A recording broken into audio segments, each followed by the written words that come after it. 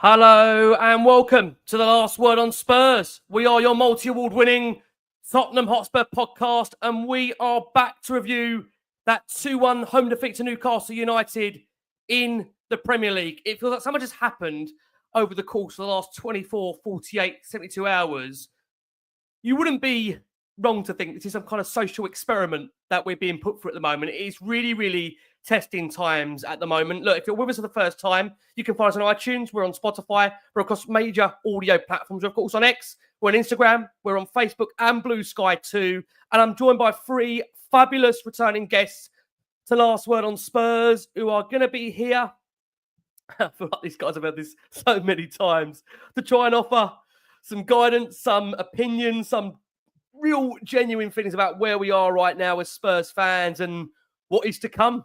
Don't look so scared. I'm joined by, broadcast extraordinaire Russ Williams. I'm joined by Marlon over at the Spurs Kings. And I'm joined by that man, wonderful, again, television director, resident therapist on this show. Simon Yemaine returns in one of the hot seats here. God help him. One of the hot seats here as we reflect. Thanks for having me on. Always a pleasure. Always a pleasure.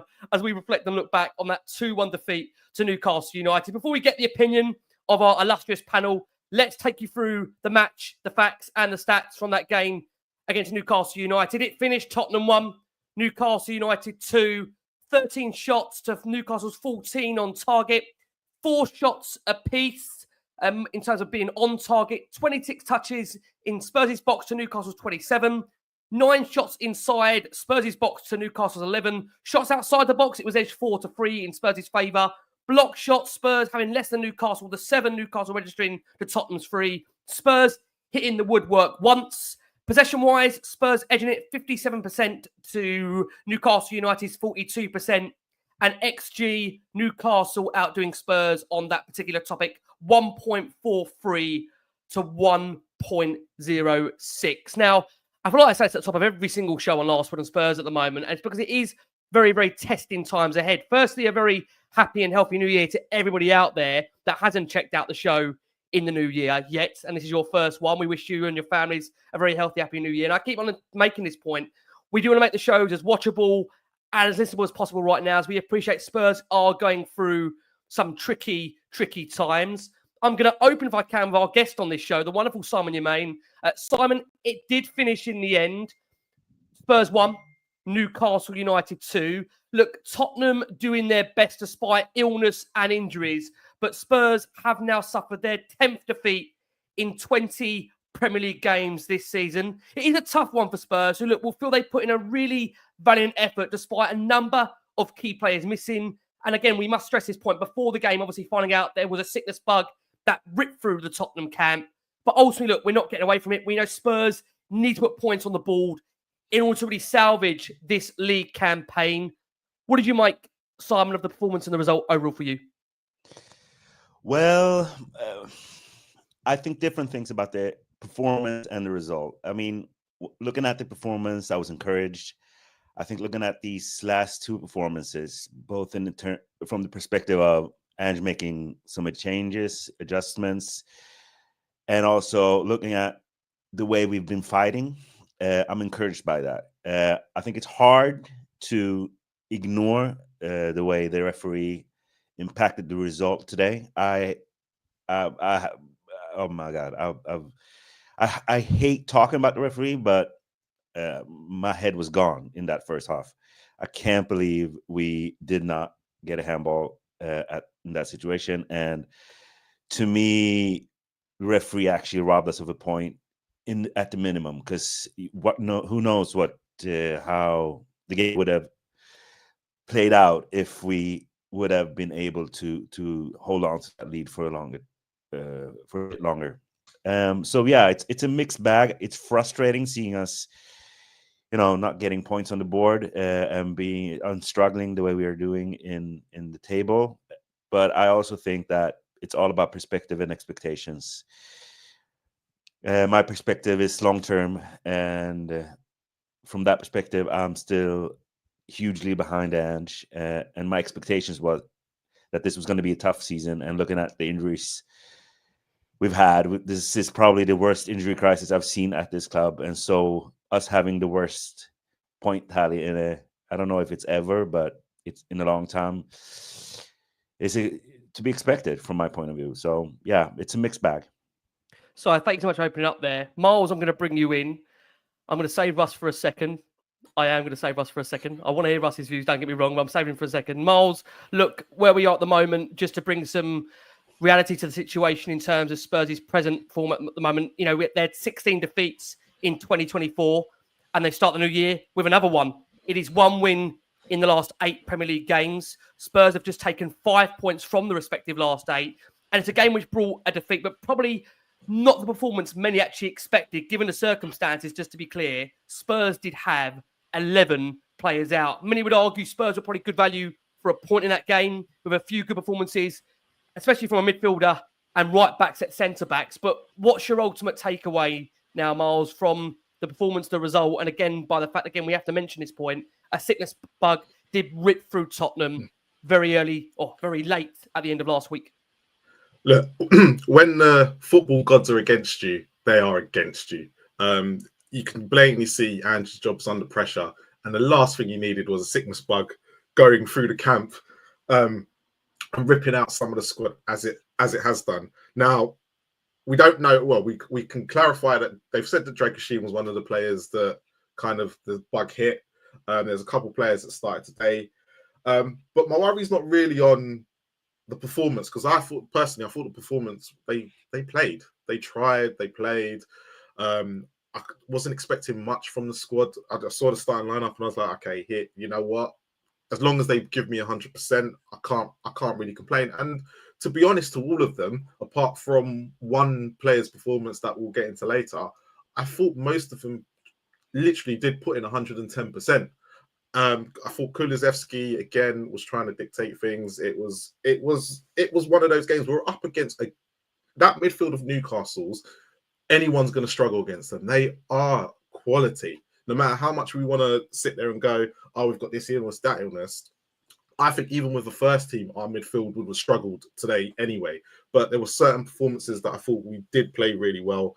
But my biggest worry for me right now is our forward line, because at the end of the day, we had chances. We've had chances in the last few weeks, and they're not putting them away. Apart from Liverpool, we're rarely scoring any goals, and that's not where our injury hit. Where everything's been injury hit. It's been in our defence, and to be honest to them, they're dealing with it better than, apart from again Liverpool, where they conceded 6. Most of the other games, it's been 1 and 2s, but we just haven't been scoring enough goals. And again today, we've had chances and we've missed them, and we're starting.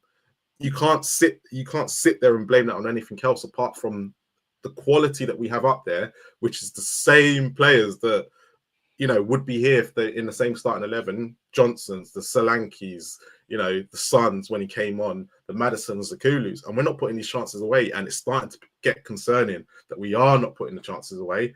But I'm not going to sit there and complain about the performance today apart from that forward line. Johnson, for me, awful. Absolutely awful again. And we know what we're getting with him. And if I'm not going to sit there and defend his performance today, if he was one of the players that was ill, then come off the pitch. And that's how I'm seeing it today. If you're one of them players that were ill and you put yourself out there and you're going to produce a poor performance, let someone else have a turn, because I'd rather see that than see what I saw from Johnson today. Miles, thank you so much. And look, again, I will just illustrate the point. As we do these shows live, there is real emotion upon the final whistle. There's no doubt about that. And look, I know there's a lot of angry, frustrated Spurs fans at the moment. I think you have to go back now, I believe, to early November. Russ, come over to you for our last win at home. And in general now, Spurs are winless in their last 6 home league games. They could be 13th, 14th come the end of the Premier League weekend. And yet, in those circumstances, tell me if I'm wrong, Russ, that felt like a very, in my opinion only, my opinion just here, a spirited effort against a really informed Newcastle side that were 5 wins on the bounce coming into it.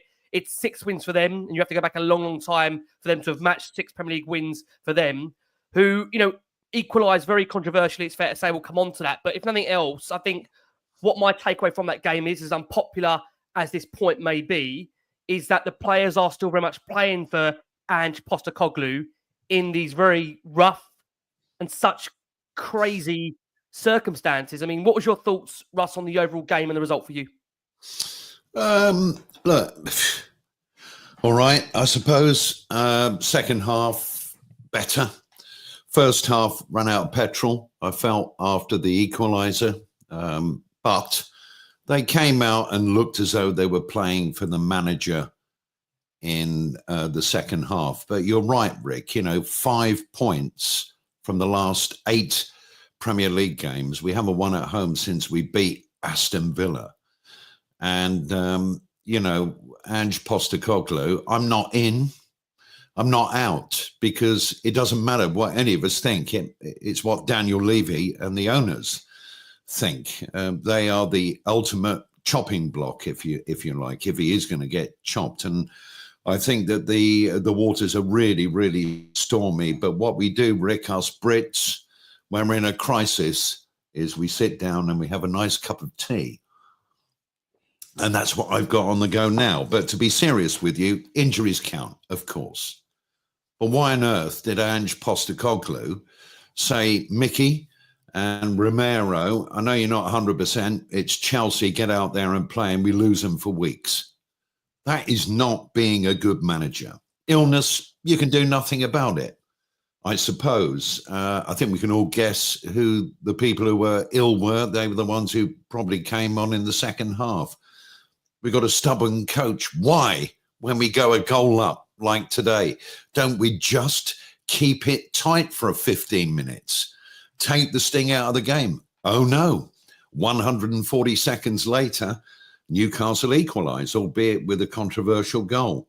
And we've got owners of the football club whose sole focus is not on the game of football. This is one of the big, big problems. And the recruitment consistently has not been great. So there's a number of reasons why we are, in my opinion, where we are today. But I can tell you, you look at the table, Rick, you say we're 11th. It's possible we could be 12th, 13th, maybe even 14th after this weekend of Premier League football. And the clock is ticking on Ange.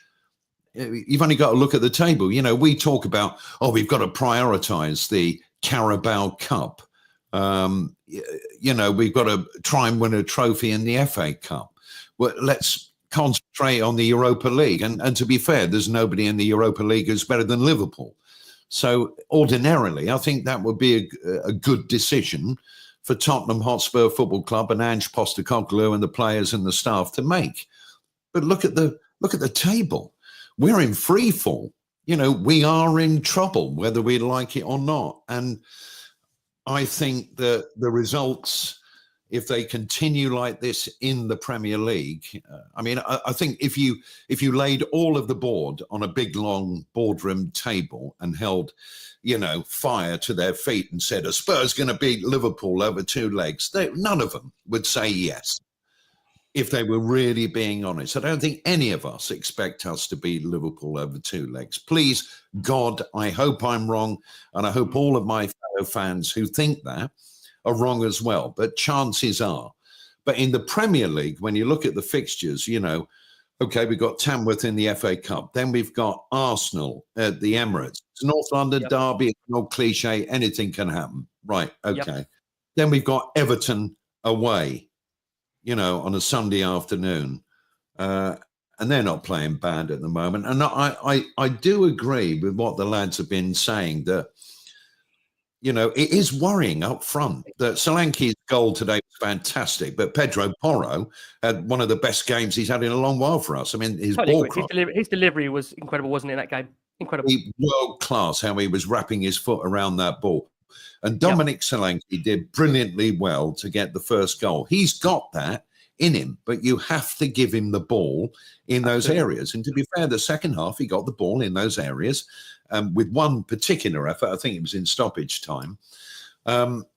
He perhaps could have got an equaliser. I mean, I don't think that we deserve to lose today, but I don't think that we deserve to win today. And we're in the situation, I think, where we're huffing and we're puffing and we're showing some effort, but we're not going to get results huffing and puffing. 9 times out of 10. So quite how we change it, I don't know. Although, as you know, Rick, I've always been an advocate of you have to bring in a transfer, window, 2 or 3 people, particularly last summer, who go straight into the first team and use these young players properly.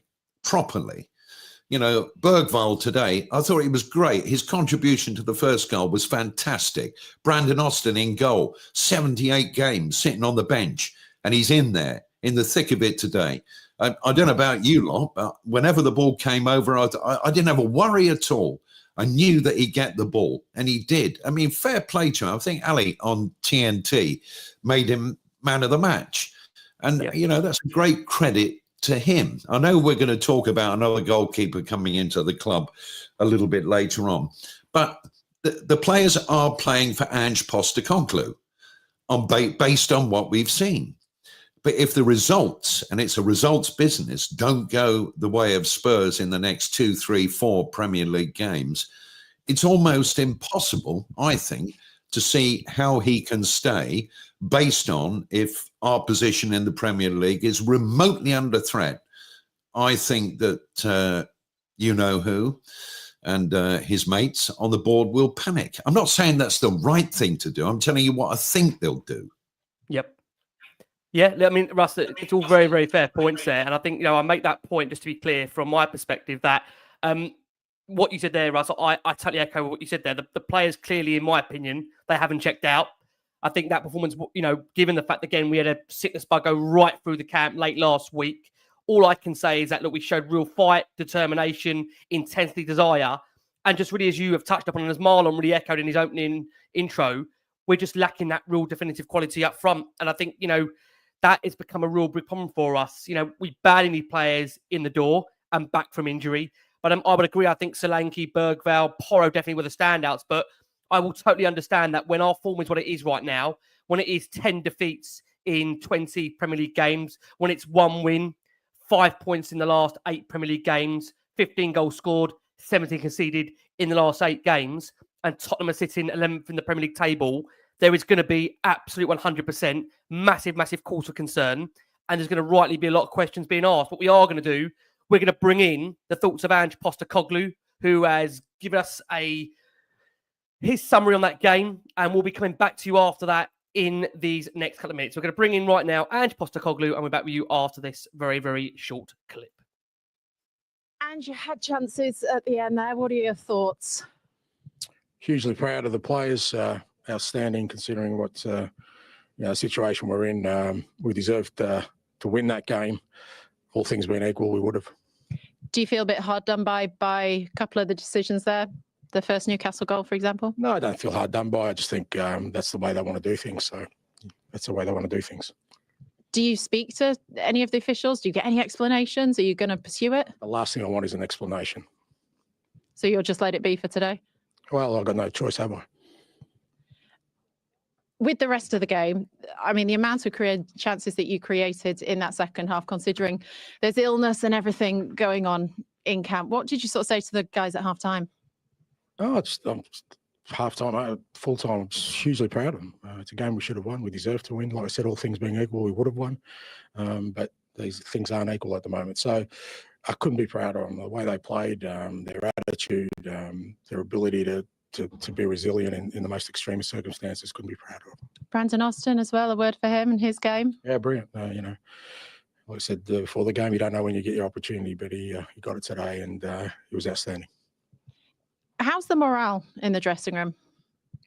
We're disappointed because it's a game that all things being equal, we would have won. So you're obviously disappointed. But as I said to the players, you can only do what you can control, and there were things out of our control today that took the game away from us.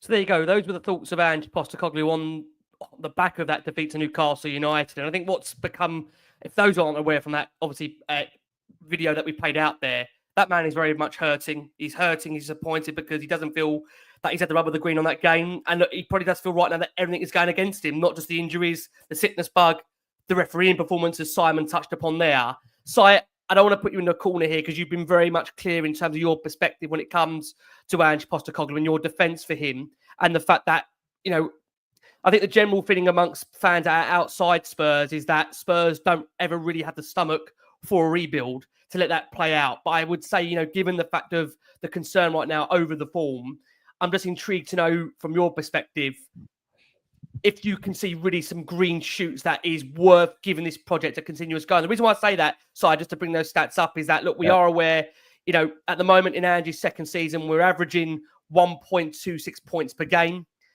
If you were to take that across the course of, you know, a season, you know, you're looking at roughly at the moment, you know, a points of around 43, 44, which would really get you mid-table, which, you know, to the board in previous seasons wouldn't be acceptable. You know, Spurs have only won 10 of their last 23 league games, even when Romero and Van der Ven both started together in 2024. So when there's a lot of fans suggesting that, you know, when we get these players back from injury, we're going to see an automatic lift.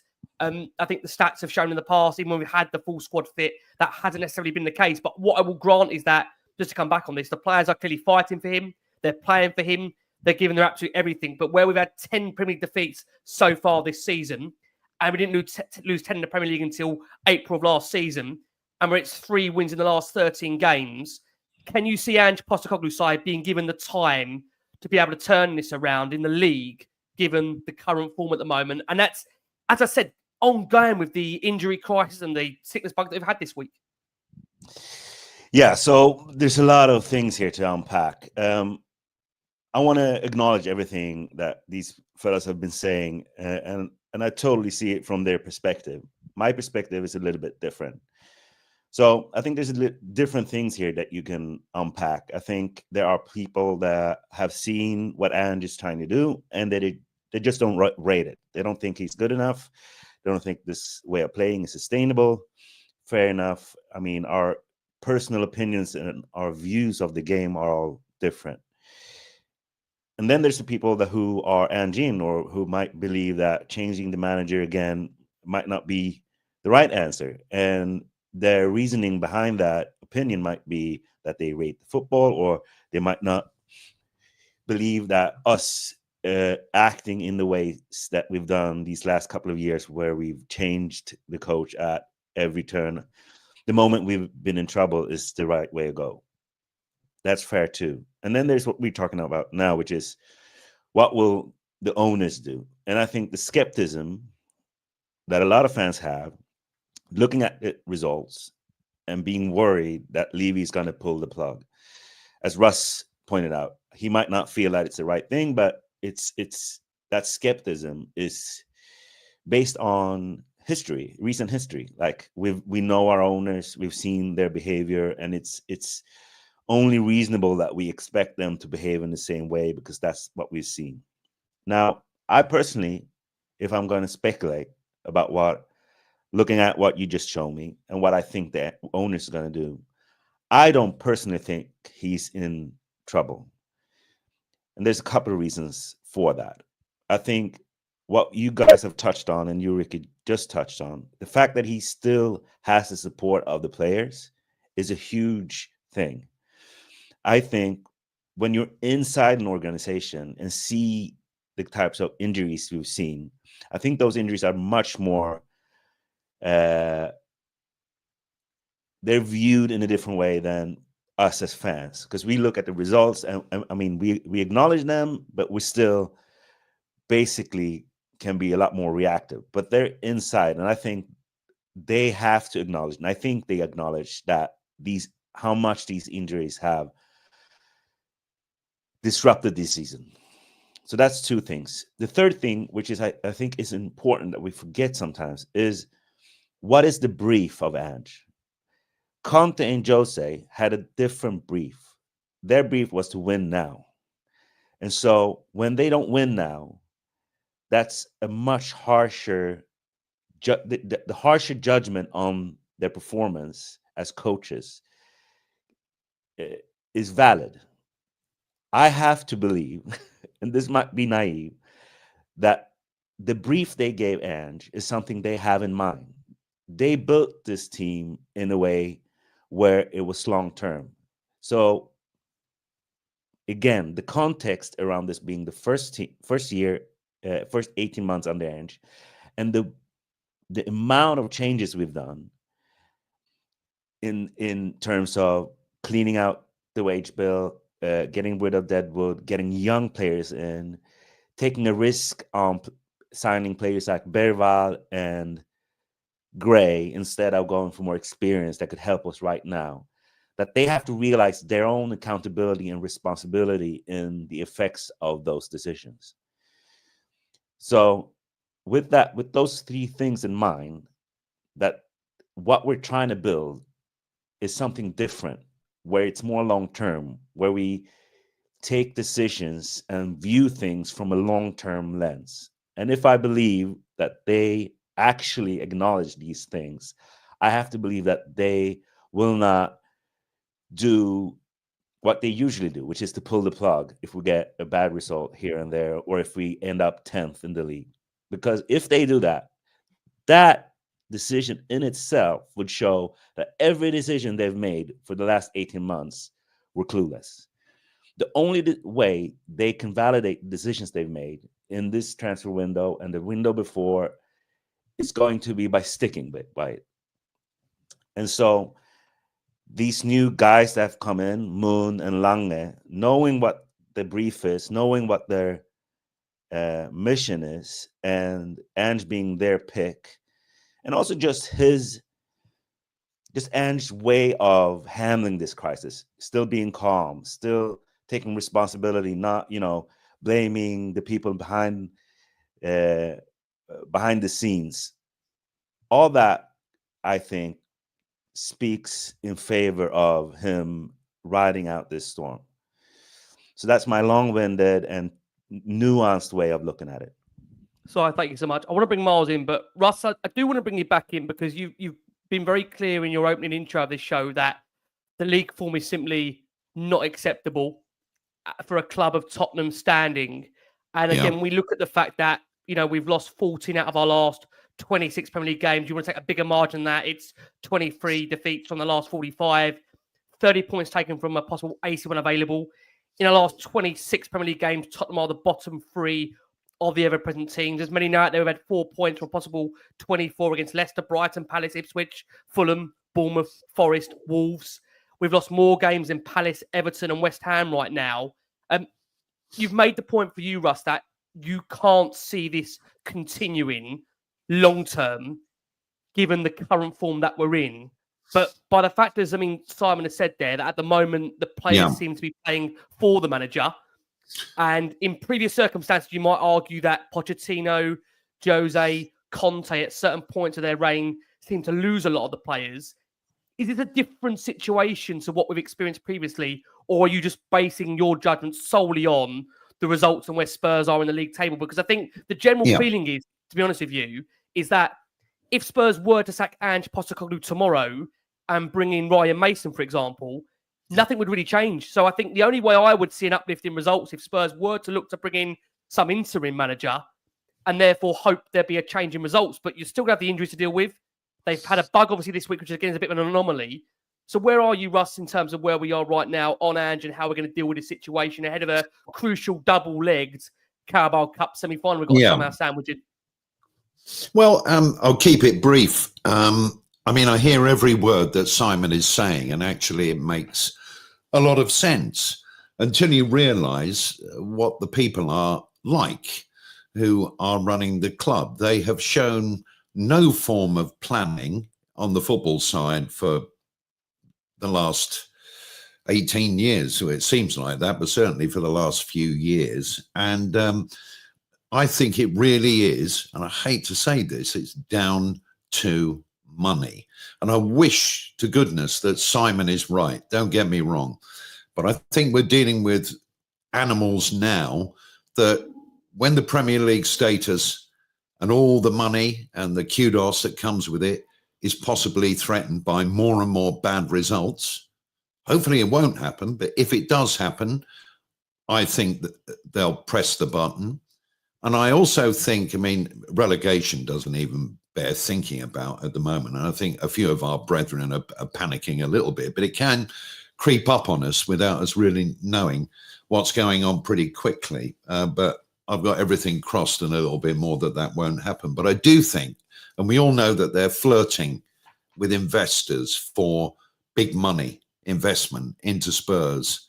And investors are not interested in struggling Premier League teams, even if they are in the Premier League, and certainly not interested in investing the sort of money that Tottenham would want, who, let's not forget, have a massive debt burden through building the stadium. So I think there are circumstances where, if you like, they would revert to type, even if they didn't want to do it. That's what I'm saying. Russ, thank you so much. I mean, Miles, I'll be honest with you, as you know from being on these shows now for what's been a weekly basis in a test of both of our relationships. It's fair to say, and a lot of the guests on this show are test of their relationships as well, both friendships as well, I think, at certain points. I don't think I've ever seen, I'll be honest, Marlon, doing this show for the last 7-8 years, such a diverse split around a manager that I can ever remember with regards to someone saying, give this more time. This needs to be given more time than what we're seeing right now. And some that are just simply saying we are sleepwalking our way into a disaster. Miles, where are we right now? I mean, again, I'll make that point. I don't think I've ever seen such a split right now when it comes to the situation around the manager and what he's having to cope with. And again, I will just make this point. I think this game is a bit of an anomaly, in my opinion, and I'm the first one. But I always think, in my opinion, I'll always try and tell it as it is. I think that game there, I saw a lot of energy, a lot of passion, a lot of desire, and a lot of commitment in the midst of an injury crisis, 11 players being out, in the midst of a sickness bug that hits the team late on, Wednesday, Thursday of last week. Where are we right now, Miles, predominantly on the manager in terms of getting results to stabilise Tottenham in the league? Look, I take today in isolation because of the injuries. However, you still saw the same mistakes that we were making in the back end of August. Like Ange said today in that interview, if it was an even playing field, he thinks we would have probably won. But then I go back to the Newcastle away game where we completely took them apart. We still lost, right? We still had, I think it was only Van de Ven that was really missing from that game. So you have to just take everything in isolation. So the mistakes were still there in today's game, considering there wasn't the same players. So, but the style was still there, and yet the same mistakes are being made. Because let's take that first goal. It was very risky of Sarr and Bergvall for the way they played it, and Bergvall wasn't really in control when he laid it against Joelinton's arm. But that's the risk that, as Spurs fans, we've seen all season. And it just didn't work. Whether it's a penalty or not, there was a risk element in the way they played out, and we got caught. And it's not the first time we've been caught this season. So this is why you're seeing a lot of people, when they're against the manager, going, but it doesn't matter what happened today, because when you see the way the game was played, it was still the same as we've seen in the last few weeks. Probably, admittedly, we weren't as high up as we have been in certain games where we have had the Van de Vens and Romeros, but it was still the same sort of patterns of play that we've seen in the last couple of weeks with just different players. So, but the problem you've got when you're looking at this Ange situation is it all depends where you are with this project. You've got to remember that a lot of people this project started when Poch left, not when Ange came in. It started when Poch left. So, and we've seen, everyone used to say, but Conte's football weren't sustainable when we're defensive. Now we've gone into this ultra attacking manager, and it's exactly the same problem. Now, the issue that I take with what Simon said earlier was, you're rebuilding the team, you've got to do this and the other, but there are other Premier League teams that are doing exactly the same thing and building. And the problem we've got is, because we've gone through Mourinho and Conte and Nuno, we've missed the whole part of that rebuilding process that other teams have gone through, and we're now playing catch up. And the problem is, if we're relying on these young players to become fruitful in how many years' time, other clubs are not going to be standing still like we were for the last 3 or 4 years. They're going to be doing exactly the same thing. So the issue is, right now, we're going to have to play catch up, but also making sure that the young players are coming through the door. And that's why when you are signing ready players now, that's what Spurs basically need to help the young players develop going forward. And that's the bit we're missing. And you can clearly see with the injury crisis that we're going through and everything like that, we need ready-made players to come and help the younger players and develop them. Because if we get to a point where we're not helping these younger players, half of these players won't make it at Tottenham Hotspur. They'll be going somewhere else and doing it elsewhere.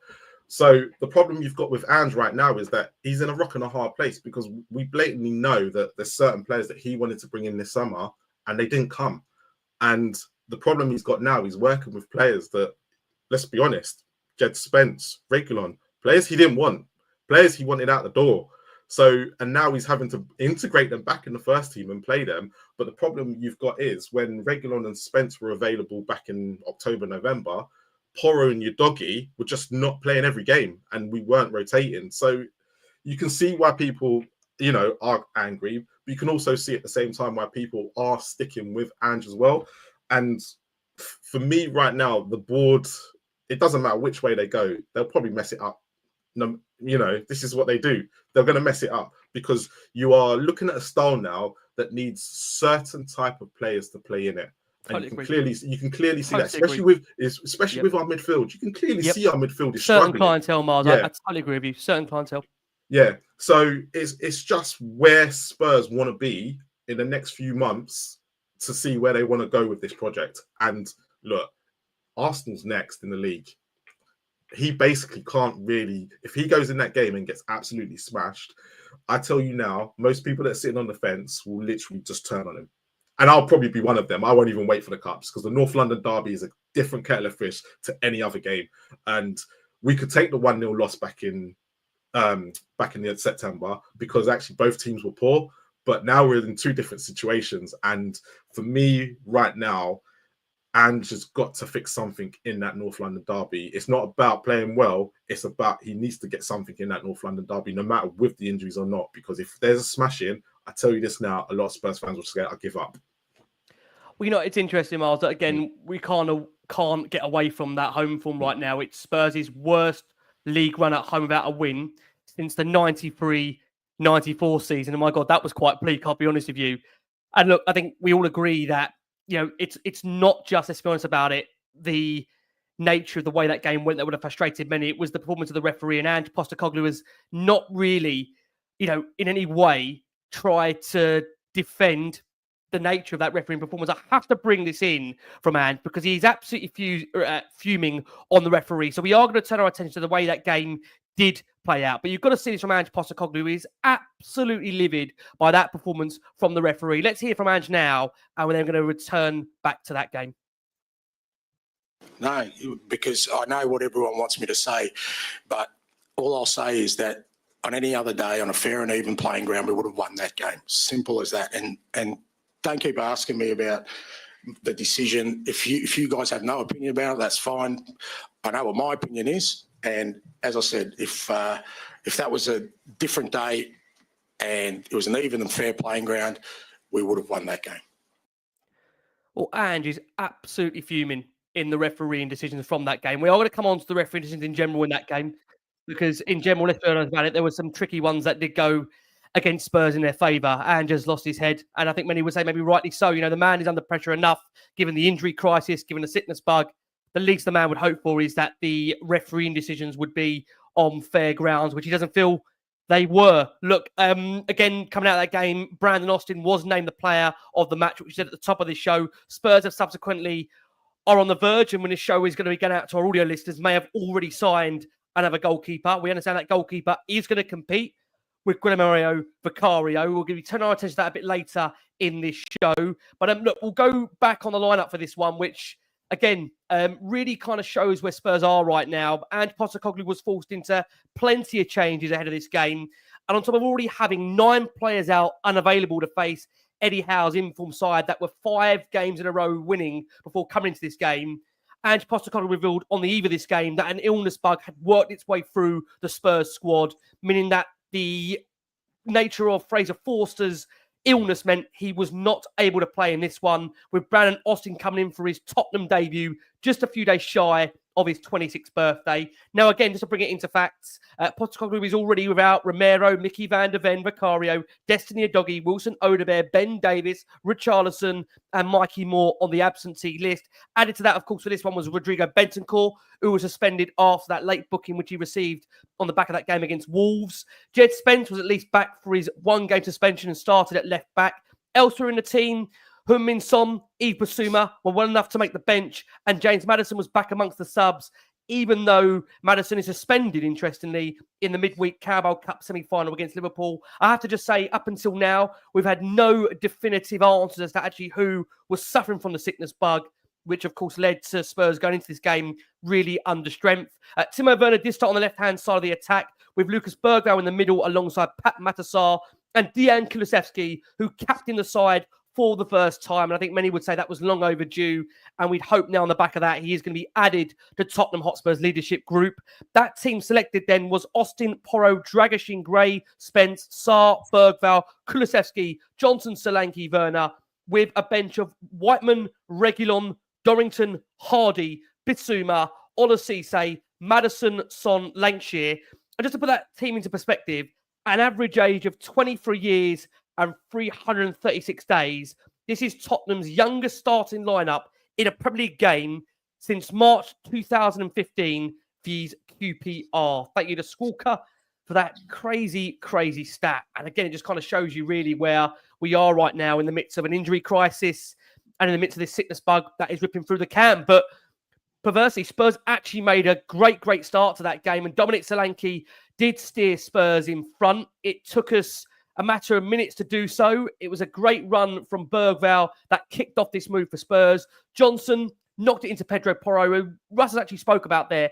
What game Pedro Porro had in terms of his delivery of crossing. One of his best in a Spurs shirt. And that ball came across a lovely diving header from Dominic Solanke, who now has 10 goal involvements in the Premier League this season. 7 goals, 3 assists. It's been goals for both Maddison and Dominic Solanke in front of the new England boss, Thomas Tuchel, who was watching on. Russ, the key, I think, about Dominic Solanke is that he's been one of the players that I think at certain times of the season has been unfairly judged given his goal input. But I just think what you said at your opening intro was so true. If the guy gets more of the ball, he's going to have more chances to score. Has that been one of your most disappointing things, the lack of service into Dominic this season? Because he showed when he's in front of goal, 8 times out of 10, 9 times out of 10, he knows where the back of the net is. Yeah, I mean, lots of people saying, well, he presses really well, he runs around a lot, he's got a lot of energy. Yes, but his job, for me, is to score goals, and he scored 10. And, the one against Chelsea I thought was magnificent. The one today was, what a cross from Pedro Porro. But what a finish. I mean, he's got it in him to finish. I think maybe he should have had one the second half. I think he was unlucky on a couple of occasions. He seemed to be more receiving the ball in this game than I've seen him in any other game in the right sort of areas. Now, whether that is a conscious thing from the coaching staff and Ange Postecoglou, whether it's Dominic. If I was Dominic, I'd be saying, lads, this is where I need the ball. Please give it to me and I will score goals. So we're halfway through the season, near as damn it, and he's got 10 goals. If he delivers 20 goals, just over 20 goals this season, a lot of us can't really argue with it. But 65 million is a weighty necklace to wear around your neck. And I think he's getting better and better for us. And I wasn't convinced, as you know, Rick, at the start of the season. I'm not that I was thinking, oh, blimey, this is a replacement for Harry Kane. It's impossible to do. But I just thought to myself, why are none of the other big clubs coming in for him? But we're willing to spend 65 million, a figure that we've spent on other players before, and they've been an absolute disaster. This bloke isn't. He's got 10 goals. I like the cut of his jib, like most Spurs fans, and he tries. And if you give him the ball, he scores goals. And I really do think it's as simple as that. And that's what we need. Marlon said right at the beginning of the show, and quite a few comments, second half we played much better with, urgency and commitment, and ideas are going forward. It was just in that area around the box and in the box that we're not lethal. And when you look at the goals scored, you can see that needs working on. And this is a part of the team, incidentally, that's not had illness, as far as we know. It's not had a load of injuries. So there's room for improvement. But whenever he scores, particularly recently, they're absolutely great goals, team goals as well. Fantastic. So long may he keep it up. Yep, I totally agree. I think the thing is, coming over you, Si, I know there's a lot to cover in this game. I think the thing about Dominic is it's unfortunate for him that he's always in his side going to be compared to Harry Kane because he was the last striker Spurs had that scored unbelievable goals. And let's be honest about it, is also an England senior regular. I mean, have you seen enough, Si, of Solanke to give you the confidence that this guy is going to be able to score 20 plus goals for Spurs this season, as Russ so eloquently put it? Yeah, I mean, I mentioned this before, but I think something we've discovered this season is that Ange's way of playing requires high fitness and athleticism and also a technical ability. And when players have the combination of the two, looking at specifically Kulusevski and Solanke, they work so well in this system.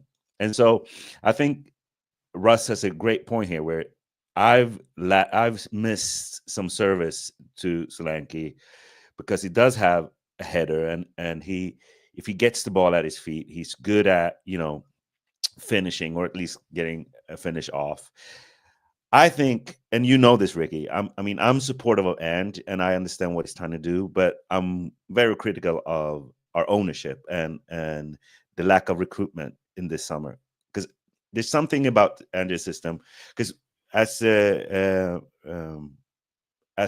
guys mentioned before, we have had trouble with being effective in the final third. We've scored a lot, but if you look at the stats, you'll see Johnson being one of the players that missed the most big chances. But he's also scored like 10 goals. So the issue I see is our winger depth. And we've had injuries to the likes of Odeberg, and we didn't see him a lot. So we don't really know how well he would work under Ange, considering his young age and being new to the team. But the profile that you need when you play Ange's system is so important, and you need depth. Johnson is an effective tool in certain games. He's a blunt tool. He's a raw tool. But he's got this transformative speed and directness. Same goes with Werner in some instances. Same goes with Sonny on his good day. But we don't have the right type of winger profiles that could help us sustain pressure that allows us to not always defend encounters, that allows Solanke to get more balls into him. So there is an effective issue in the final third. And despite this, we're one of the teams in the league that scored the most goals. So I do think it all kind of connects in that way. And the same way goes to depth and in the midfield, because one of the reasons I think that we played so well in that second half is because we had 6 days of rest. And sometimes when you look at depth, it's not just the lineup you're able to put out there. I mean, your attackers are going to struggle to press the way we need them to do, to run the way we need them to do, to be, rested enough to have a clear mind so they can get a finish off in the way we need them to do. So Johnson and Kulusevski and Son having to play every third day is going to affect their performances. And so I think when we look at the injury issues, and it's been mentioned so many times, we also have to kind of look at the performances and what are we trying to do and in what way do we need to play to really give these players a real chance to be as effective and as good as they can be. So I think the depth issues were there even before our injuries, and then our injury crisis have made it even worse. And so, yeah, I've been really impressed with Solanke, considering he's been playing like every game and he doesn't stop running, and it hasn't really, even when he doesn't score, he doesn't let his confidence get down. So he still is able to put a chance away when he gets the ball in the right areas. And that, I think, that mentality is such a great aspect of him as a player. Yeah. Miles, We always like giving you the easy jobs on last one on Spurs. I'm going to give you the easy job to pick us through the nature of Newcastle's equaliser and the chaos that absolutely led to why Ange Postecoglou is so angry right now with regards to the level of officiating. Now, just to take us through that situation, Newcastle have the ball in the back of the net through Anthony Gordon, who, to his knowledge, has scored a perfectly good equaliser. This is what he obviously thinks at the time.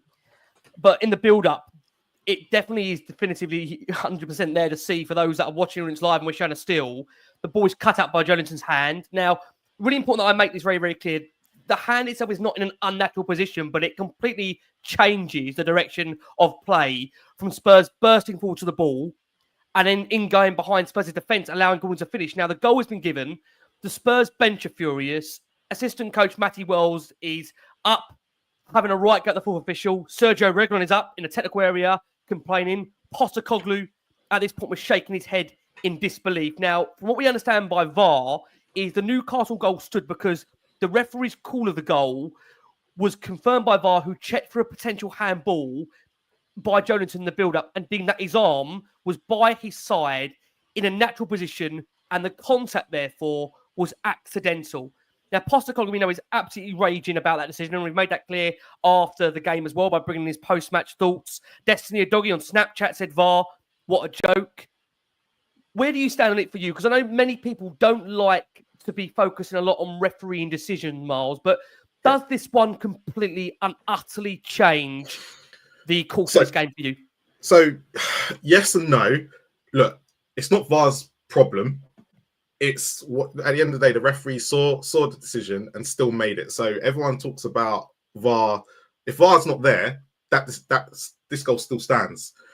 Unfortunately, because of the laws of the game, the goal stands. And I'm not going to say I agree with them because I didn't mind the rule I think it was last season that was in play. No matter what part of the hand it hits you with, if it leads to a goal, it should be ruled off. It should be not given. But everyone complained. Everyone complained because there was too many that VAR was picking up to go, but you don't know this, you don't know that. So they changed the rule slightly to make it easier. This is the problem when us fans complain all the time at certain decisions, because I take you back to when Andy Carroll hit it against Eric Dyer's hand, and then everyone complained and said it should never have been given. And then a couple of weeks later, that rule was changed to go, because he had his back to it and he didn't know where he was. So it's all swings and roundabouts at the end of the day. And I don't like the law, but it's there. And unfortunately for us, it's gone against us again, as most things do in football when it comes to these VAR decisions. But unfortunately, it is what it is. And we just have to get on with it. And yes, you can sit there and moan. We're all going to sit there and moan. At the end of the day, my personal opinion, he should have given the handball. It should have been given against him as handball because it's then led to, it's changed, as you said, it's changed the direction of the ball and it's led to them being taking an advantage. But the problem is that the rest of the Premier League complained last season when this was happening that, no, you've got to change the law because obviously there were certain decisions that they were saying, but it hasn't really changed direction. It's just him. It's just this and the other. So you're going to get in a situation like this where 1 week it's going to fall for you and 1 week it's not. At the end of the day, I think if VAR go, no, let's just give it as handball, no one complains, right? No one in the right mind then complains. But unfortunately, the law is in Joelinton's favour. It goes against us, and we just have to take it and accept it. Unfortunately, because they're not going to change the law again after they've just changed it, from last season. So, what do you want? What do you really want us to do? At the end of the day, Spurs still have a chance at 1-1 to go ahead and still, change the, the direction of the game, but they don't, and we end up losing. So you just have to take it on the chin, unfortunately. And I get everyone will be unhappy because even I am, but it is what it is, and we just have to move on. I'm really sorry, we really do, and it's not down to VAR because VAR have correctly given what the law is. It's the law that's the problem, and that's the people. And I know there was a bit of comparison to Burns' handball later on, which personally I didn't even think was handball, and he probably should have been booked and sent off for it because he stops the play. But that's the difference. That was less of a handball, and that was given as handball, and probably should have been given as a sending off than the one that Joelinton, ends up getting the goal for. But yeah, thanks, Rick. I only give you the easy ones, Miles. No, I only give you the easy ones. Yeah. That's what you were deployed here for. Very quickly, because we've got a lot to discuss. Yes or no's? Russ, Miles will go. We've done Miles already. We've got side in a second. Russ, yes or no for you? Right decision, wrong decision on that handball for you? Under the letter of the law, right decision. Two very quick things. I don't think it's a good look after the game to be quite so vociferous about decisions because it's only when you lose that you tend to do that. And the other thing I would say, and I know we're obviously a Spurs podcast, speak to any Premier League fan of any team and they'll tell you we could change that, Russ, the way we're thinking at the moment. Sorry?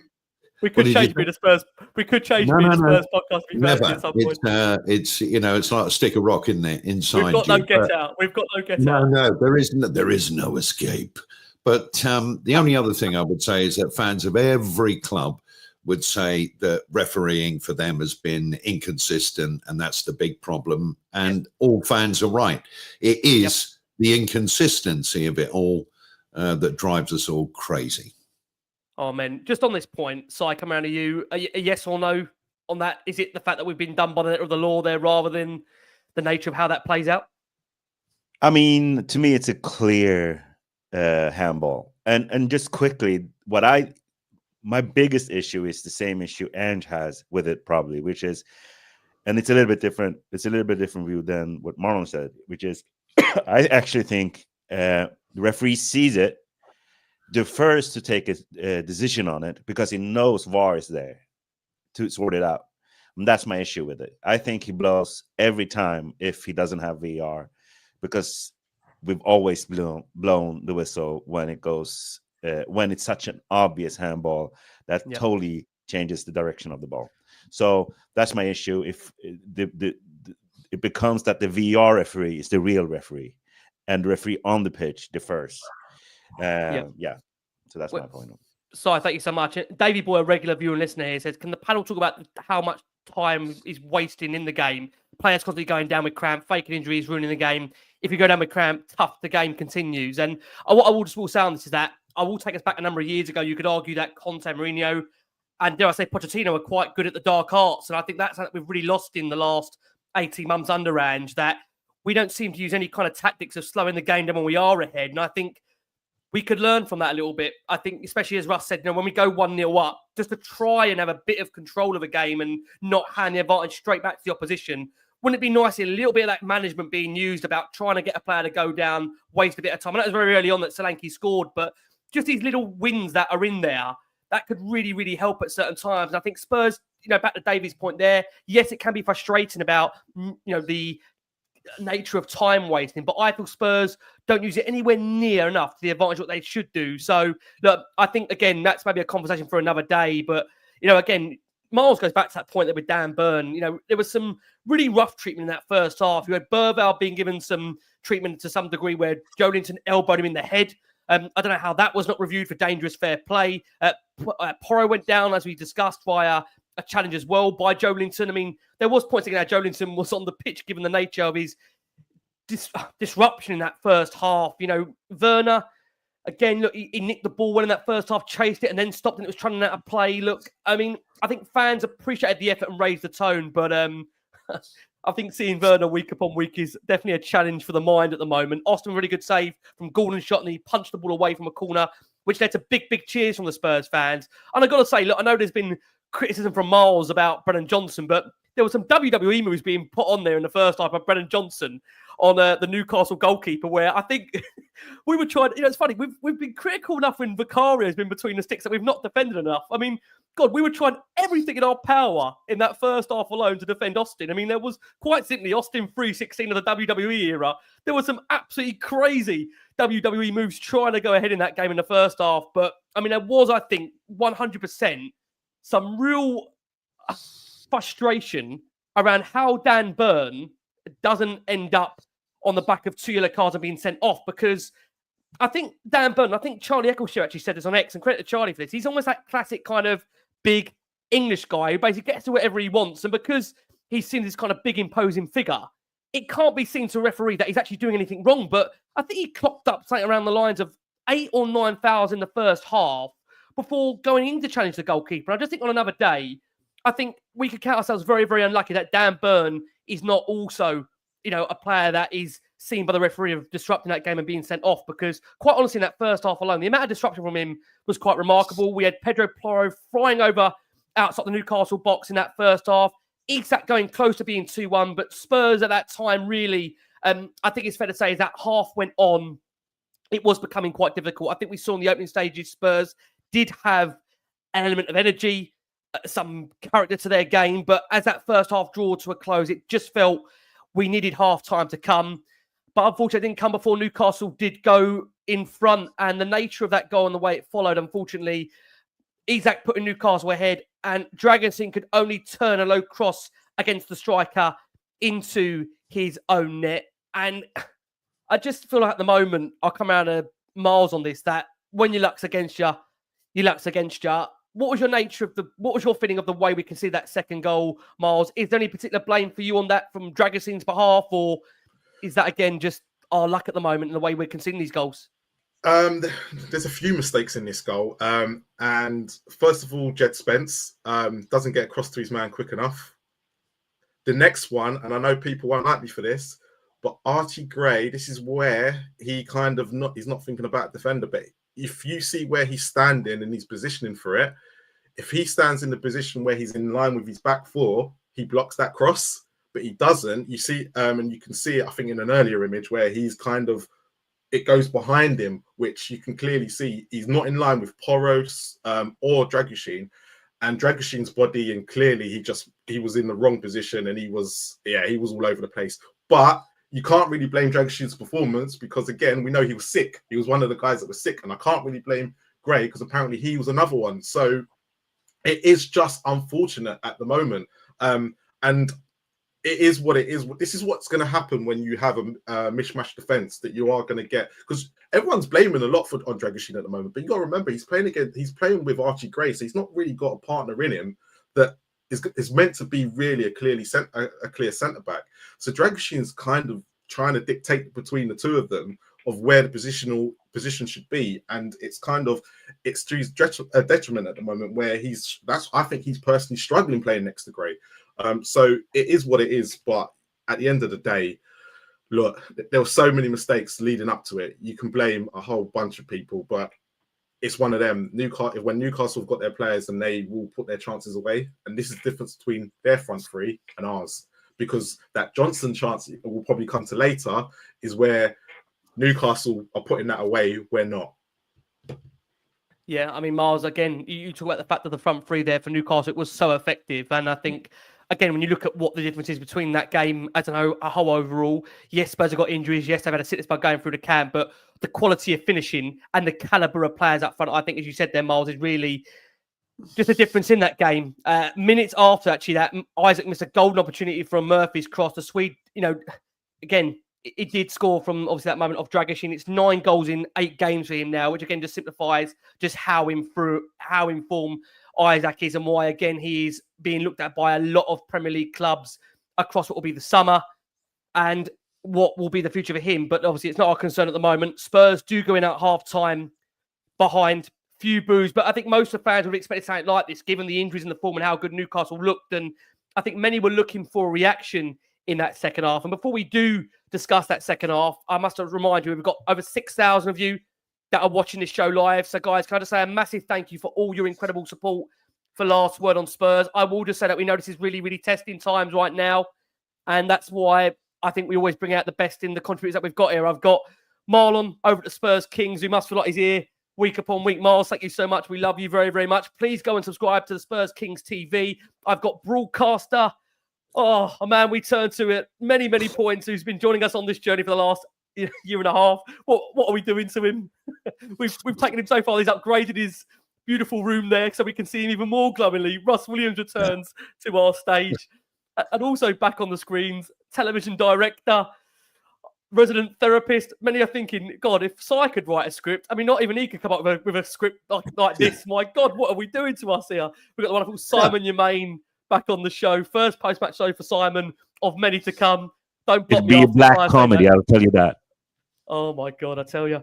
Listen, I think if we weren't the team, I could laugh, but I just want to cry. I mean, it sounds mad. I mean, I always make this point. I'm positive about a lot of things in my life, but when it comes to Tottenham, I feel like I'm in shutdown mode at the moment. I really, really am. Look, to not get shut down, get yourself back up. We're delighted to be sponsored by NordVPN, our last word on Spurs. They've been our long-term partners for over the last 4 or 5 years. Obviously great for a lot of our away contributors, listeners and viewers that listen to Last Word on Spurs all around the world. If you are looking to go on a couple of those, again, away trips we hope will end in Bilbao, you can check out Nord right now by going to our discount code at nordvpn.com/LWOS. You'll get an extra 4 months for free on a 2-year plan, and that's no risk with Nord's back money guarantee. And look, I know there's enough on Last One on Spurs. If you want to subscribe, please hit subscribe. You know, I'm not someone that normally pushes the fact of subscribe, and I always think, look, if you like the content and you like what we do here, hopefully you'll want to subscribe anyway. But if you are enjoying what we're doing, please hit subscribe. We've got a lot of transfer shows we're bringing you over the course of this month. I'm working more than you'll ever know in this next month, so please forgive my wife. And well, I say please forgive my wife. I need to forgive my wife for what's going to be coming in this next month. She'll know about it more than I will. In terms of the second half, which kind of puts into perspective where we are going into this game, which I think is really important, the way Spurs lined up for that second half. We had Sergio Reguilon coming on in place of Radu Dragusin. And, you know, again, as Marlon very touched upon there, Ange did confirm after the game that the Romanian was one of the players that were ill this week. And also quite interesting is that 3 weeks after Jed Spence never started a game for Spurs, he has now become our emergency centre-back. So just to put it in perspective, Spurs started that second half with a back five of, quite unbelievably, Austin, Porro, Gray, Spence, Reguilon. Tottenham had no centre-backs on the pitch. Unbelievable, really. I mean, I don't think you'll ever see circumstances like this in any other club but Tottenham. And look, I'm not making excuses, but I don't know anything like this right now. It's absolutely insane. In between that second half starting, there was a third handball from Newcastle. The referee waved away all protests. Sarr had a shot that Johnson hit on the post before Kulusevski's shot was deflected wide. I think, Marlon, you made the point that this is a prime example with that chance there. Sarr shot, Johnson hitting the post before Kulusevski's off it deflected wide. You know, Newcastle putting that in the back of the net, Miles. Is that fair to say? You know, you make that point there, you've got to take these chances, and that was a real golden one in that second half. Yeah, no, definitely golden. But a big shout out to Reguilon as well, because I believe if you look at how that second half panned out, he gave it balance. And this is what sometimes people don't realise when you have players playing in their natural position. We actually had 2 fullbacks out there playing in their natural position, and you could clearly see when, especially when the guys came on, that you could clearly see that there was patterns to our play. They were natural. It was more 1 touch and 2 touch. And I can see why everyone's going and how much we had a better second half. Yes, Newcastle, I think, tired out a little bit because they put a lot into that game at Old Trafford. However, you just saw the way when we started getting into that box. And this is why I was fuming with the front three, because we finally gave him some chances in the second half. And Solanke's included because some of his touches were a bit ropey in the second half, but I still like him as a player. You could clearly see that after Brennan Johnson hits the post and things like that, you're like, come on, these are gilt-edged chances that you should be at this level putting away. And this is the problem with Spurs right now. Going forward, we just seem to be not as clinical as we were in the first half of the season. And it seems to be now catching up with us because I don't think we've won a home game for like a month. And this is where Ange November the 8th, Mark, our last home win. Yeah, and this our is worst form since 93-94. And this is why Ange was getting away with it a little bit at the beginning of the season, because our home form was good, but our away form was terrible. But now they seem to be coinciding with each other. And this is why, for me, seriously, we need to look at a profile. We need to look at different profiles for players for our wingers, and really start to look to how we can get the best out of Solanke. Now, you look at what Areola did at Bournemouth with him. Spurs should be looking to that's a £65 million investment. Don't waste it. Go look at what Bournemouth and how they got the best out of Solanke with their wingers, and go and not go get the same, but go and try and get the similar profile to help Solanke out. Because I've been saying on the show for weeks, whenever Brennan Johnson plays, Solanke struggles. And today is exactly the same. Everyone will go, he scored a good goal, but everything was coming from Pedro Porro. How many times did we see Brennan Johnson laying it across the goal to Solanke? Not once. And I don't think we see that in many games. But when Kulusevski's out there, I believe Solanke's more in the box and gets more chances. This is the issue that we've got. We need to get it's all good spending £65 million on a striker, but you need to go get him 2 wingers. And that's including Son now, unfortunately, that are going to be able to get the best out of Solanke. There's a lot of outlay there, so you need to start thinking, and that's the reason why this is the reason why we're in a position where we're not scoring the goals anymore. I mean, what I will just say is, following from that move, Ange did turn to his bench and make a change. Son, Basuma, and Maddison on for Werner, Sarr, and Bergvall. And on this point, Russ, coming over to you, there were big boos around the stadium for that latter call to bring Lucas Bergvall off. He got a standing ovation. He had been very good. He'll probably start on Wednesday, you'd imagine, against Liverpool. And just to bring in his individual stats for this one, Lucas Bergvall, in terms of his contribution, which were, very much definitive. He was on the pitch, which had 47 touches, recovery, possession 5, interceptions 2, clearances 3. In difficult circumstances, that teenager wanted the ball. And given, again, your background and knowledge, Russ, of, Swedish leagues and Swedish players, I think Bergvall and the way he performed there will give everybody confidence that he's slowly now starting to come into his own and could end up being quite an effective player come the second half of the season. What did you make of his performance, and did you think he was unlucky to come off, or are we having to keep one eye in mind Liverpool, which many won't like me here, maybe not like me saying this, because, again, we do need to win Premier League games, we need to get points, but Liverpool's a massive game for the football club, a massive game given our quest for a trophy. Yeah, absolutely. And I think there was an element of that. I think we see positivity from him. You get the odd sloppy pass, but you get it from all of them. And that's something that's been creeping into our game, I think, a little bit, Rick, as a team over the last sort of 4 to 6 weeks, just really giving away the ball in stupid places, forget the kamikaze defending. But in midfield, this man is, and he is a man, even though he's only 18, he's strong, he's got pace, and he can only get better and better and better. He's so highly rated, and, credit to the club that they brought him in and Archie Gray in as well. But it still doesn't escape the fact, what we were talking about earlier, that these boys, we're asking an awful lot of them, and, they're doing the very best that they can. But the margins are fine between being extremely comfortable as a Premier League player and maybe trying a little bit too hard. But I think the fans rightly were disappointed that he didn't stay on. He didn't look injured. And I thought that he acquitted himself pretty well. He looked as though he was enjoying himself out there.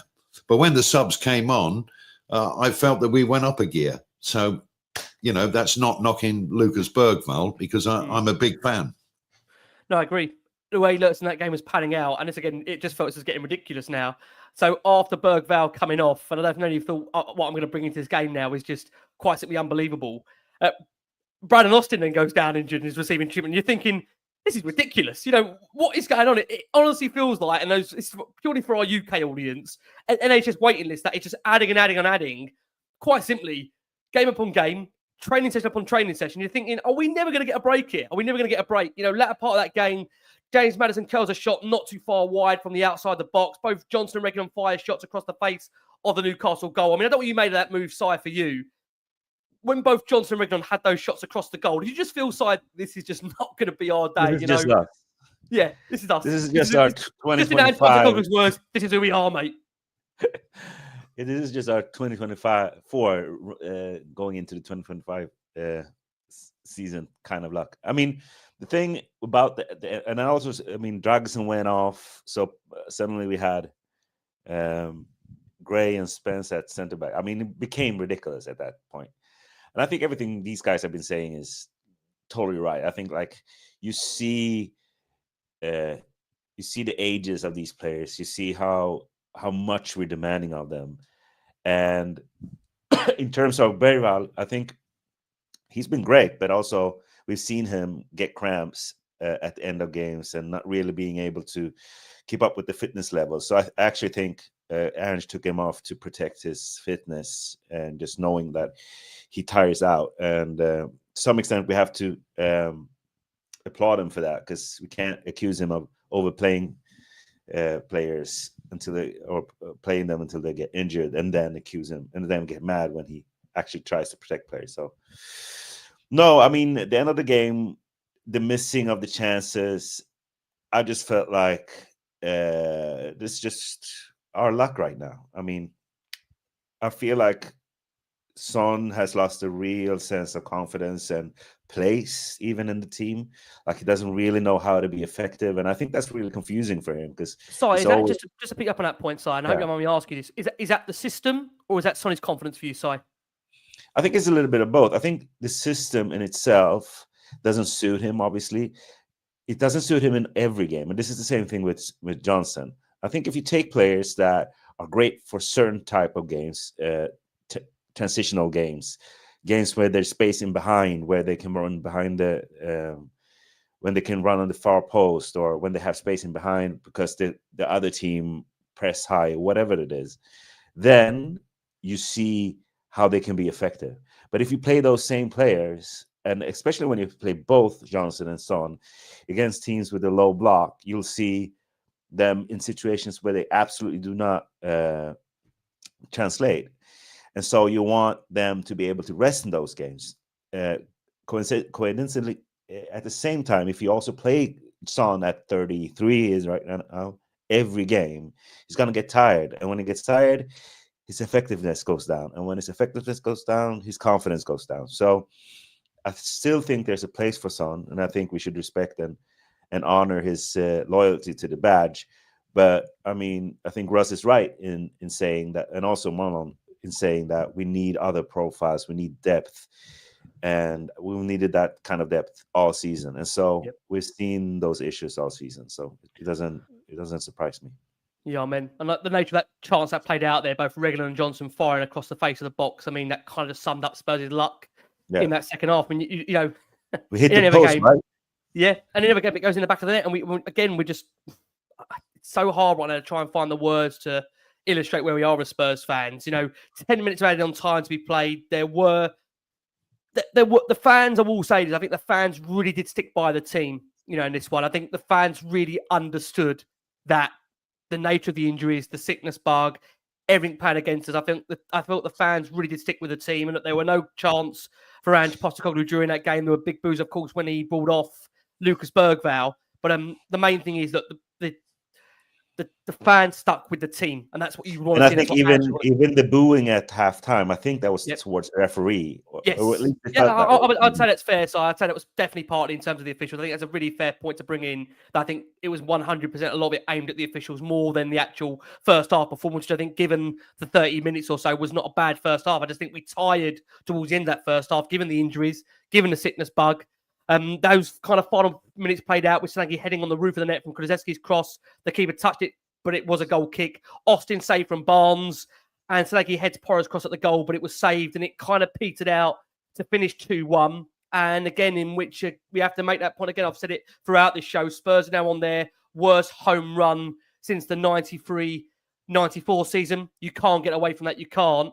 And Postecoglou said post-match, and we brought in obviously his interviews with TNT, that from Ange's perspective, he's hugely proud of the boys. They're shattered. They didn't get the rewards they would deserve because they were out, but they were outstanding. Our football was outstanding against a very good opponent in form and a good place. I thought it was a brilliant, outstanding game. We deserved to win, and on any other day, we would have done. And was asked to comment on Brandon Austin making his debut for the football club, which is quite interesting given Spurs have signed a subsequent goalkeeper that we're going to bring in at the end of this show. And Ange said on the performance of Brandon Austin, he was great. Everyone was great considering what we had to put up with. Radu, Archie literally got off their sick beds to play. Radu was shattered.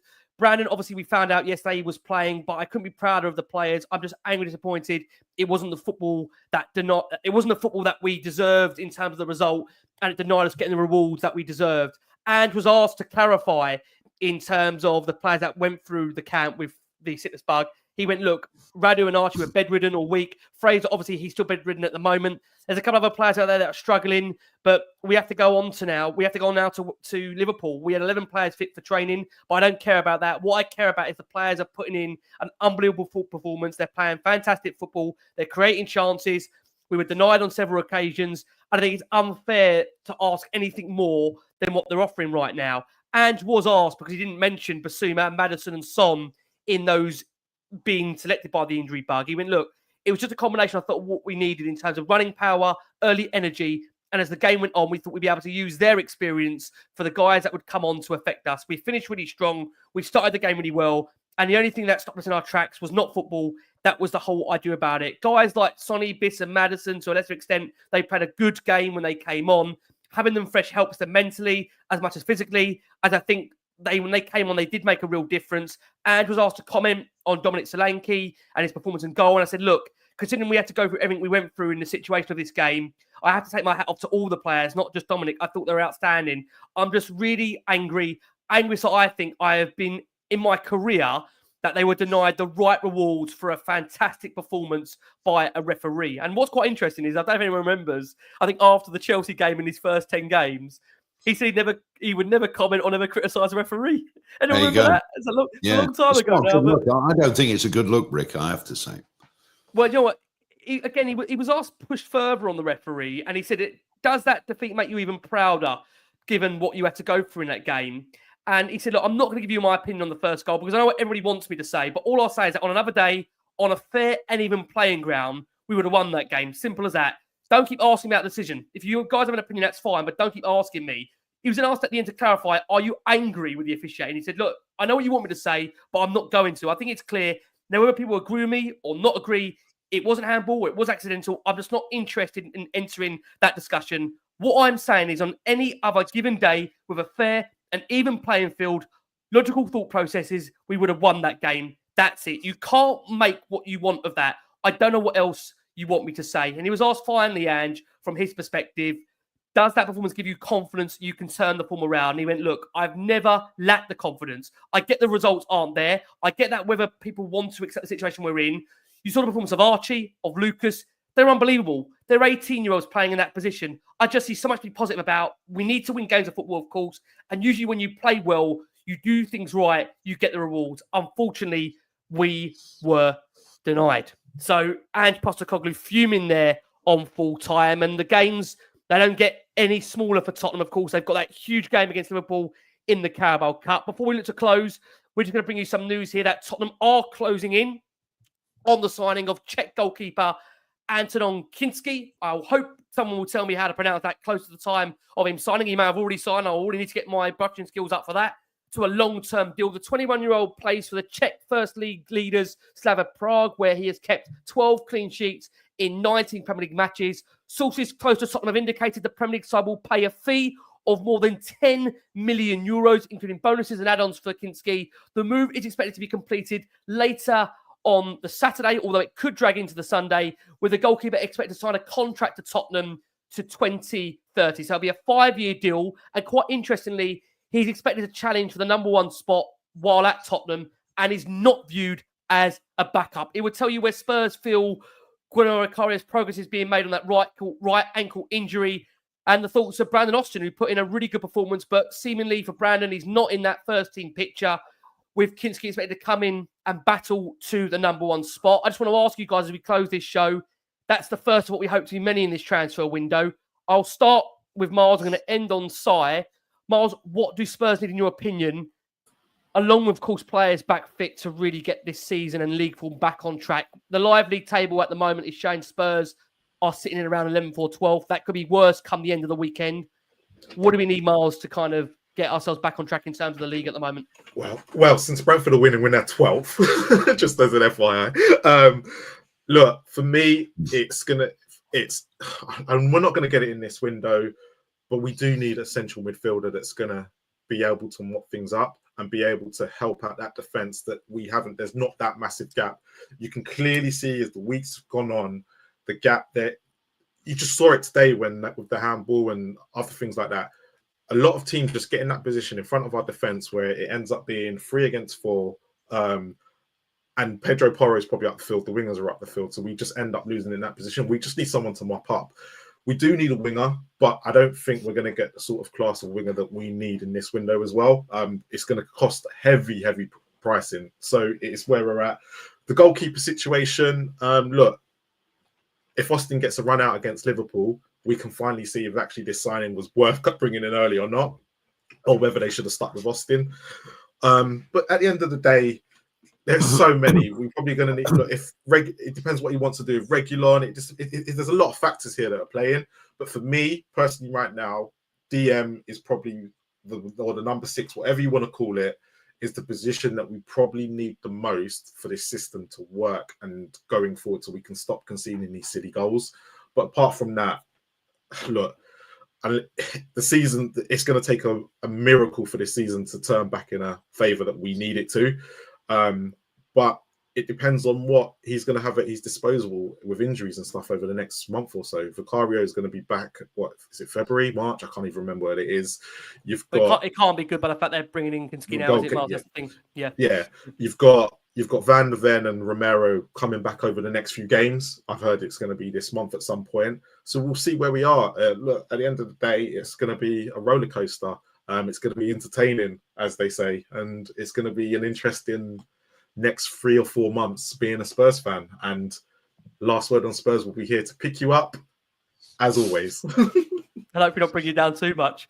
Miles, thank you so much. Please go and check the Spurs Kings out. What a shift Miles has put in. We're going to see him very, very soon. Poor bloke. We have to say poor bloke, what we're putting him through at the moment. We have to apologise. Who else has been around the ringer in this one is Russ Williams. Yeah. I can't. Yeah. Russ is. I'll let you decide whether Russ' decision to say to me, Rick, about a year and a half ago, Rick, I think I might be able to be a regular on this show. Is that the best words he's ever said in his life or the worst? I'll let Russ decide. No, it is the best, because it's the people watching and listening, you know, our fellow Spurs fans. They always say, "Oh, thank you for the therapy." You get the odd angry ones, and you get the ones who, you know, if they were binge watching Netflix, you know, and their kitchen was on fire, they go, "Can I smell something?" No, let's carry on watching the telly and the house burns down. You know, we're all in a funny place at the moment, with some people are right on board with Ange. Loads of people are right off with Ange. A lot of the fan base is going, Ange in, Ange out, who cares? It's a very peculiar season. But the point I wanted to make was, we all get the therapy that you lot do. So, and we need it too. And it isn't easy sometimes sitting here. The only thing I would close in my thoughts is obviously disappointed today. Again, huge games coming up. But in a league that demands so much and has so many good coaches, so many good players, a Postecoglou loss rate of 50% is unsustainable. Absolutely unsustainable. Look, there'll be massive concerns out there. You know, we've not had a home win in over 2 months. You know, that in itself isn't acceptable. We go back to the point, it's the 93-94 seasons in Spurs. I've had worse home form right now. I know the away form for some also isn't great reading at the moment. That's why we turn to, before I do, honestly, a massive, we turn to Simon Yemaine. I want to say, Russ, thank you so much. Again, another shift that Russ is putting in for us here. Russ will be with us throughout January and February. God help him for what's to come. Listen, thank you so much. Si, let's close with you. I know many turn to your X as a form of hope, clinging on for utter perspective at a time of a crisis. What do you leave us on side for you? It's been an absolute pleasure having you on the show. I've got to say, so much love for you, I must just say, and a lot of the comments that over 7,000 of you actually watching this live. What do you want to close on for you, Si? How important is these next few weeks? They're important. I have to say, like, I'm still positive about this season. I'm not staring myself blind on our form. I'm not staring myself blind where we are at the table. I still think we have a great chance to make a run in one of these cups. And I'm okay with us being in a place where we can't compete at an equal level in all these competitions at once. I'm critical but hopeful that this our owners and this board will back Ange and give him a right winger with a left foot, left-sided central defender, a left back, and a goalkeeper at least. And then the 6 that Marlon was asking for in the summer, and a little bit more of other things. I think the results, I think we might suffer a little bit more. I think the results will pick up at the end of January when we get players back and when we get some of these new players, if we get them in. And to me, big picture, I think if we want to see something we haven't seen at this club, which is in a very long time, which is trophies and challenging for the title, we need to have a coach that thinks differently. We need to act in a different way, which means not doing what we've done these last couple of years, repeating the cycle of throwing a coach out when we struggle, but instead doubling down, giving him what he actually needs, and getting behind him and these players. And I'll say 2 cliche things at the end, which is any surgery looks like murder in the middle of it. And the insanity, the definition of insanity is doing the same thing over and over again and expecting a different result. And to me, having a coach that plays in a way that is, when he gets what it needs, can win it all, is the right strategy, but you need to stick with it. And let's hope we do that. Si, thank you so much. I think if one thing we are all as Spurs fans is patient, isn't it? We've been patient for so many years. And again, I'll make that point, I totally appreciate right now there's a real definitive split on whether many do feel Ange Postecoglou is the right man or the wrong man for the job. All we can do is give you our thoughts, our perspective. And again, the balance of the panel here has been, I think, really, really good on this show. It's impossible to please everybody all the time. But my God, can we just have some pleasure, please, in these next couple of weeks? A huge game to come against Liverpool in the Carabao Cup. Again, I want to say a massive thank you to our watching audience. Over nearly 8,000 of you have watched this show live. Can't thank you enough for the support. Hopefully, better games, better times ahead. We didn't want to start 2025 with a defeat, but that's what's been given to us. I want to say again, from the wonderful Marlon, the Spurs Kings, please go and check Marlon out. Those guys doing some great content over there. The brilliant broadcaster extraordinaire Russ Williams, TV director.